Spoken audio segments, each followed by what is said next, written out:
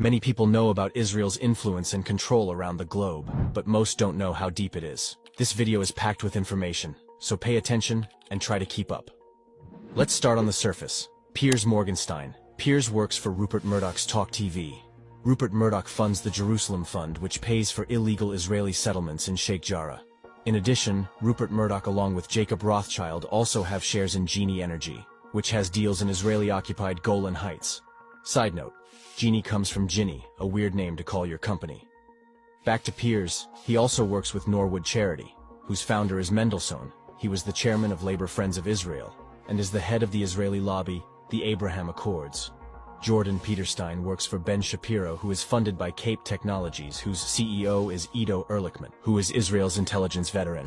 Rishi Sunak's company, Infosys, is co-directed by Ori Levine, who works for Israeli intelligence unit 8200. 8200 is a surveillance unit that spies on thousands of celebrities and politicians across the globe, and they are the heads of companies that we use such as Google, YouTube, Waze, Microsoft, WhatsApp, Facebook, Instagram, and so many more.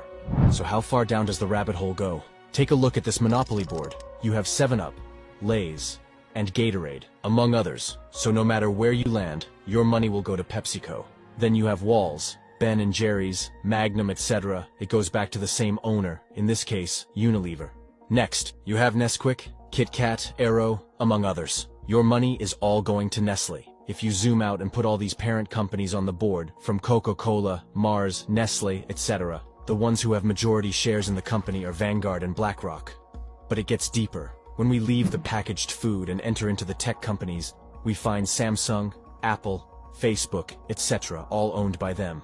For traveling, there's Skyscanner, Trip.com, TripAdvisor, etc. BlackRock and Vanguard hold majority shares.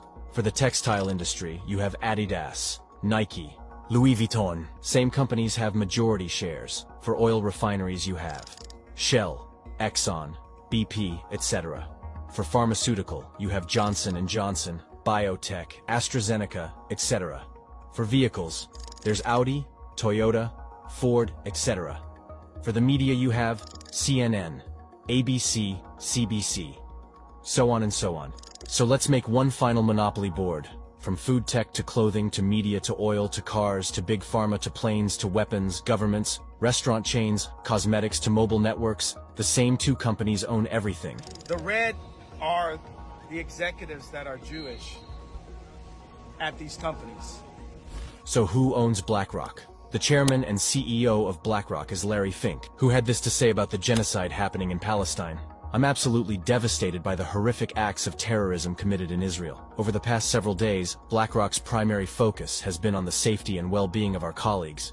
So knowing the depth of their control, you may think that the impact of boycotting and speaking out is insignificant, but the impact is so significant that Israel ministers are trying to contain the reach on social media about Palestine. They pump ads on YouTube videos made for children, and every day their stocks are plummeting. Speaking out and boycotting is so significant that only 90 years ago the Muslim world was under official colonization. France was in Algeria, the British were in Egypt, and the Italians were in Libya. But as a result of the efforts of this ummah, official colonization could no longer be upheld. When you look at it like that, this modern monopoly board, which some call the Matrix, is officially on its last legs and on its way out. Allah mentions in the Quran, the parable of those who take protectors other than Allah is that of a spider spinning a shelter. And the flimsiest of all shelters is certainly that of a spider, if only they knew. Their World Wide Web is a flimsy structure, so keep speaking, keep boycotting, and keep marching. For soon, you will see how flimsy their web is.